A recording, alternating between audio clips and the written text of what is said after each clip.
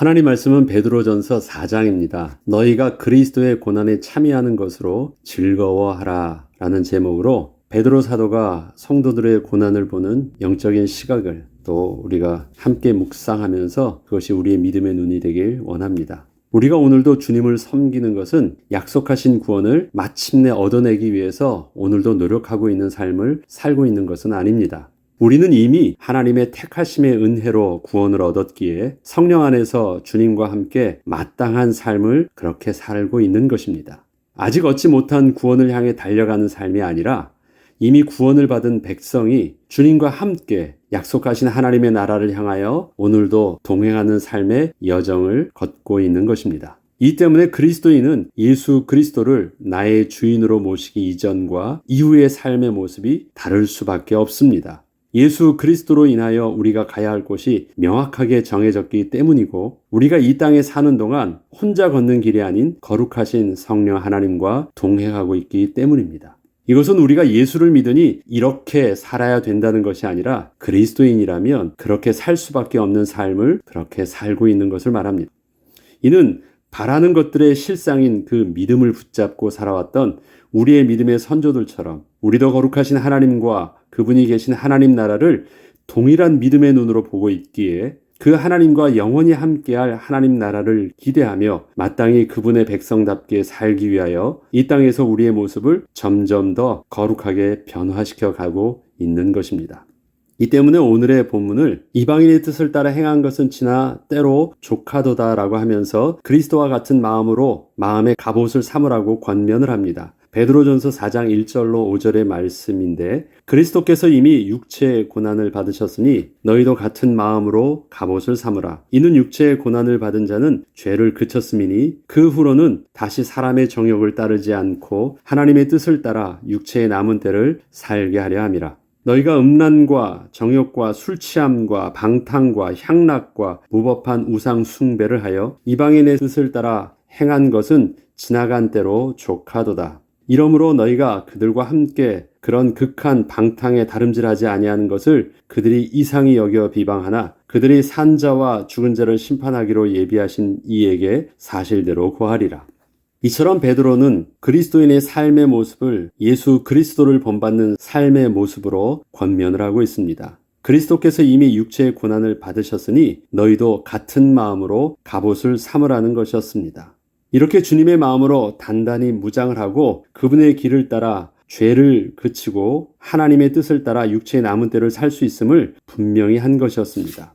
그리스도께서 이미 받으셨던 육체의 고난, 즉 해를 받으시고 십자가에서 죽으심은 성부 하나님의 뜻에 온전히 순종을 하신 것이었습니다. 하나님의 뜻은 하나님께 범죄한 인간을 위하여 죄 없으신 예수님이 친히 대속의 그리스도로 오셔서 우리의 죄를 사하여 주시고 다시 하나님의 백성으로 회복시키시는 것이었습니다. 이 때문에 십자가의 죽으심으로 보여주셨던 그 예수 그리스도의 순종하심은 우리를 죄에 대하여 죽게 하셨고 의에 대하여 살게 하여 주심으로 더 이상 우리가 이전과 같이 살지 않게 하시고 우리의 죄를 그치게 하여 주셨습니다. 이는 거룩하신 하나님께서 다시 우리 가운데 거하시게 되었기 때문이었습니다. 이처럼 육체의 고난을 받는 자는 죄를 그친다고 하는 것은 성도의 고난이 바로 그리스도와 함께 날마다 자기 십자가를 짊어짐으로써 우리 또한 죄에 대하여 죽고 의에 대하여 살게 되었기 때문이었습니다.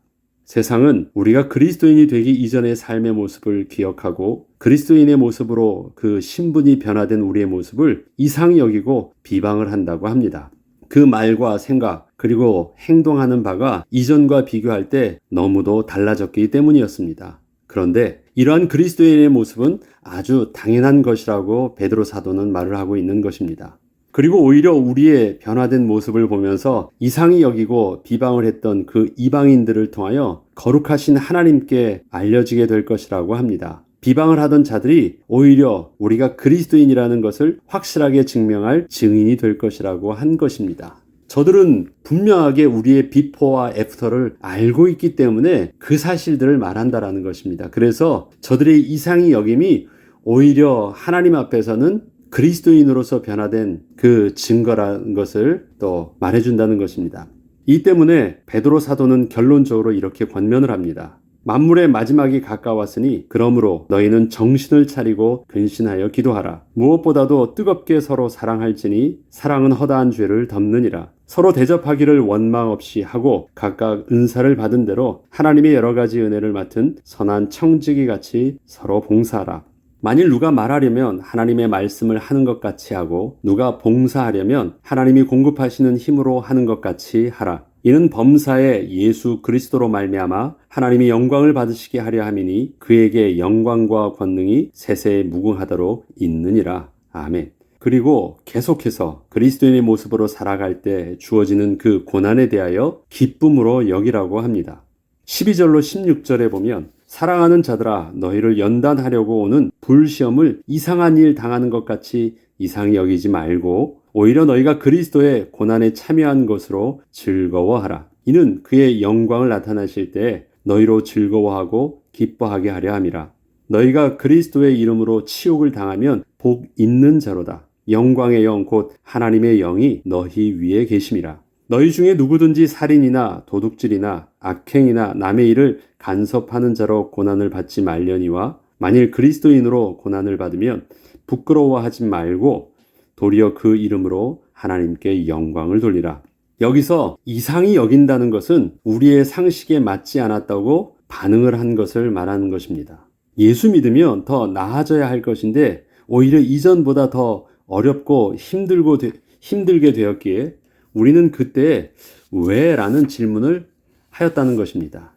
그것도 어느 정도가 아니라 너무도 강력한 불과 같은 시험으로 다가오기에 더 당황할 수밖에 없었던 것입니다. 그런데 베드로 사도는 성도의 고난을 단지 불시험으로 표현하지 않고 너희를 연단하려고 오는 불시험이라고 설명을 하면서 성도의 고난에는 마침내 우리가 하나님 앞에 서기까지 우리를 거룩하게 변화시켜 가시는 연단으로서의 하나님의 선하신 뜻이 담겨 있다는 것을 분명하게 가르쳐주고 있습니다. 이 때문에 성도의 고난을 통하여 죄를 멈추게 하시고 하나님의 거룩하심을 닮아가게 하실 때마다 우리는 오히려 기뻐함으로 그 고난을 기꺼이 맞이하라고 한 것이었습니다. 그리고 한 걸음 더 나아가 성도의 고난은 잘못으로 인한 형벌이 아니고 하나님 앞에서 순종을 선택하며 나의 왕됨을 내려놓았기 때문에 발생한 성도의 구별된 모습이었기 때문에 만일 그리스도인으로서 고난을 받으면 더 이상 고난을 부끄러워하지 않고 하나님께 영광을 돌리는 것이 성도의 마땅한 삶을 살도록 또 그렇게 권면을 한 것이었습니다. 우리가 하나님 앞에서 일상의 삶을 살고 있을 때 우리에게 주어지는 고난을 말하는 것입니다. 고난 자체를 말하고 있는 것이 아니라 우리의 삶은 일상이 주 안에서 평안하고 안정돼요. 늘 주의 말씀 안에 거하고 성령의 인도함을 받는 일상의 삶을 살고 있어요. 그런데 그때 주어지는 삶이에요. 사람들이 착각을 합니다. 예수를 믿으면 이전에 있었던 어려움들은 더 이상 오지 않는다고 생각을 해요. 그리고 더 잘 믿어서 우리 자녀에게도 우리의 삶에도 어떠한 문제가 일어나지 않도록 하나님께 간절히 기도하면서 매일매일 영적으로 긴장하며 주님 앞에서 살아갑니다. 그런데 우리의 신앙은 더 이상의 고난을 얻지 않기 위해서 열심으로 주님을 붙잡고 있는 삶을 살고 있는 것이 아닙니다. 주님의 인도하심을 따라 주님의 선하신 그 계획을 따라 순종하며 그 길을 나가는 것입니다. 그 길 속에서 하나님의 선하심은 우리에게 더욱 성결하고 거룩한 모습으로 변화시키기 위해서 또 죄를 그치게 하시고 우리가 온전한 모습으로 서기까지 하나님의 선하신 방법은 우리에게 가장 좋은 것으로 주시기도 하시지만 우리의 신앙이 성숙할 때마다 연단을 통하여 우리를 더욱더 정금과 같이 온전케 하시는 하나님의 또한 은혜의 방편으로서의 고난을 우리에게 주시기도 하십니다. 그렇기 때문에 우리는 고난을 피하려고 신앙생활을 하는 것이 아니라 하나님의 인도하심 속에서 우리가 거룩한 모습으로 변하기까지 늘 그렇게 믿음으로 주어진 삶을 그렇게 살아내는 것입니다. 그렇기 때문에 우리에게 고난으로 인한 잘못을 형벌로 보지 아니하고 오히려 기쁨으로 여기고 마땅한 것으로 여기며 그 하나님의 인도하심 속에서 감당할 은혜를 더욱더 주님 앞에 구해야 될 것입니다. 오늘 마지막 절로 4장 19절을 보면 그러므로 하나님의 뜻대로 고난을 받는 자들은 또한 선을 행하는 가운데 그 영혼을 미쁘신 창조주께 의탁할지어다. 하나님 도와주세요. 감당할 수 있게 해주세요. 왜라는 질문 앞에서 하나님 다 이해하지 못해도 하나님이 선하십니다. 하나님이 이유가 있으시겠죠. 오늘 이것을 평안함과 안정함으로 감당하게 하여 주시고 이것을 통해서 주시는 해결보다 해답을 주세요.